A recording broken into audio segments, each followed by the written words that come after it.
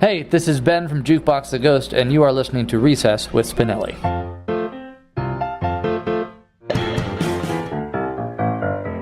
You are tuned in to Recess with Spinelli here on WSPN, Saratoga Springs, New York, Hoxton FM, London, England, the International Radio Festival, and the New York State Music Blog. And today we are here with Ben from JUKEBOX the Ghost. They're based out of Brooklyn, New York, and they have their new single, Stay the Night, which is out and available now. Thank you so much for joining me today. Yeah, thanks for having me. It's a pleasure to be here. So I understand that we'll be having some new work besides this latest single coming out within the next couple of months or year? Yeah, we actually just wrapped in the studio like 2 days ago before we hopped on this little leg of the tour. And so we are in the process of, track order and release dates and all that stuff for a full-length studio record. What would you say is the most demanding or challenging aspect of making a new piece of work, a new body of work, a full album? For me, the hardest part is actually choosing the songs. I think there's two songwriters in the band, so we never enter into a record-making process sort of without a wealth of material, but it's the sort of the number of songs that make it difficult to choose and to craft the record. Then once the songs are chosen, we love working in the studio, and it's mostly just fun. I think that's the best part of being a musician in some ways, because you just get to hole up, and all of your purpose is to just make the song sound as good as possible and sort of focus on your art. And then tour is spectacular, but tour is a lot of work. It's a lot of traveling and driving and loading in and doing all that sort of the nitty-gritty. Now, the last album that came out, which I believe was 2015, it was your self-titled album, JUKEBOX the Ghost. It was stated as kind of reinventing what the band's sound was, hence the name of the album.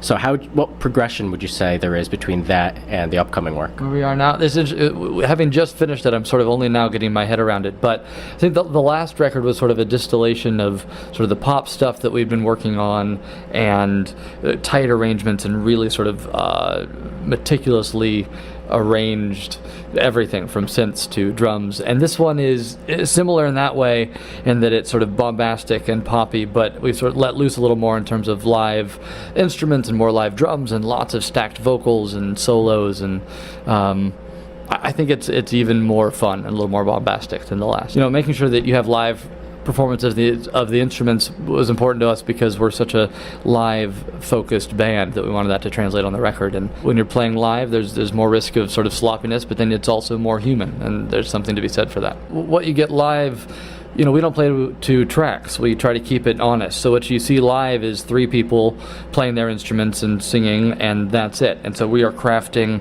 a live sound and a performance as honestly as possible in that realm. And when you're in the studio, you have 150 tracks, so you could have 150 different things happening, sounds happening, and so it's just a different art form. It's a different representation of the same song. So I think of it as almost two different interpretations or reinterpretations of the same thing.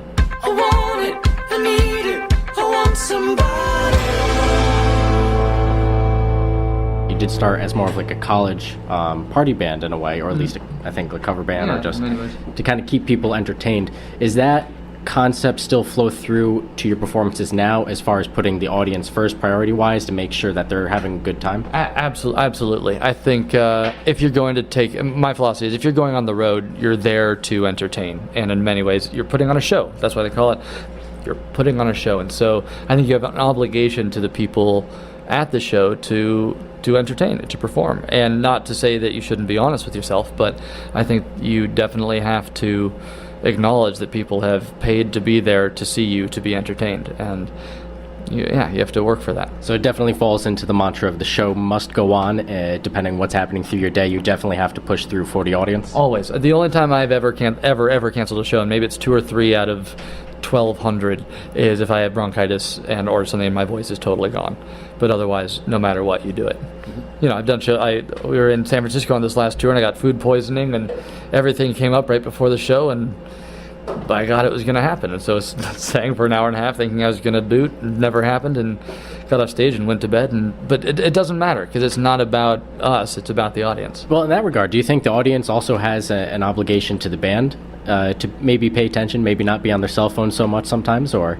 I would like to think so, but also no, I don't. I think as a band you have to earn their attention. I think if you're not, I think if they're all playing on their phones or looking away or whatever, then that's the artist's responsibility. Some of the most rewarding shows are shows where you start out with an audience that isn't sold or not paying attention. This often happens when you're opening for another band, and you sort of have to earn their attention, respect, and by the it starts and they're talking through it, and by the end you can hear a pin drop, and that for me is one of the best feelings in the world.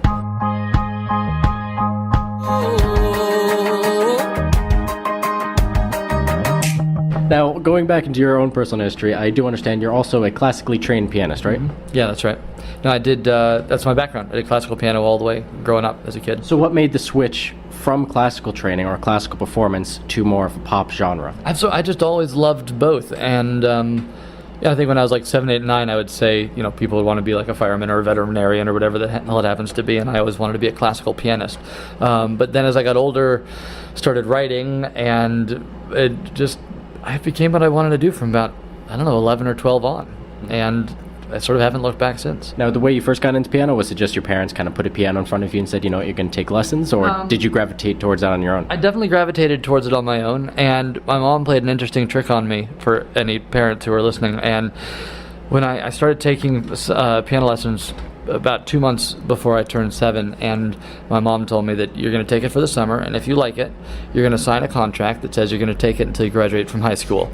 No, my mother is not that domineering of a woman. She would have absolutely let me stop, but it was a nice psychological trick to sort of, because I think kids don't take it seriously, and she wanted me to take it seriously if I was going to do it. And so she has somewhere a little piece of paper with my 7-year-old signature on it saying I would take it all the way through. It became part of my identity, so I've never thought about not playing. I think if the culture around classical music was different, there's a very good chance that I would have stayed in the classical realm, but I found sort of the atmosphere of it and the way that it is set up to be so creatively stifling and what's the right word? They don't take risks, they don't experiment. It's very much for rote, and I didn't like that, and I wanted to write music and explore. And I remember going to piano camp, which sounds dorky, but when I was 15, and I was playing a concerto, and I really wanted to write the cadenza, which is the solo section in the middle for piano and orchestra, and I wanted to write my own, and no one knew what to do with that. And I tried to write it, but no one was there saying, well, you should do this and do that, because these are all people who just play the notes on the page, and there's not a lot of room for anything else, and I didn't like that. And pop music, though sort of less demanding musically, or rather it can be, sort of filled that space for me. To somebody writing classical music now, there's no audience for it. When you're a famous classical musician, you're famous because you are playing Beethoven or playing Chopin or playing these pieces, and that's not the case in the pop world, because you're always playing new songs. All right, well, before you guys go on stage, is there anything else that you want to say that you think the audience should know? I hope you like our music. You should listen to it. And we have a new record coming out sometime in the new year, so hopefully that's something that you keep your eye on too. All right, well, thanks so much for joining me today. Well, thanks for having me. You have been tuned in to Recess with Spinelli here on WSPN, Saratoga Springs, New York, Hoxton FM, London, England, the International Radio Festival, and the New York State Music Blog. We have been speaking with Ben from JUKEBOX THE GHOST out of Brooklyn, New York, and they have their new single, Stay the Night, which is out and available now, and you can see them on tour. We've been speaking with them at The Haunt in Ithaca, New York. No!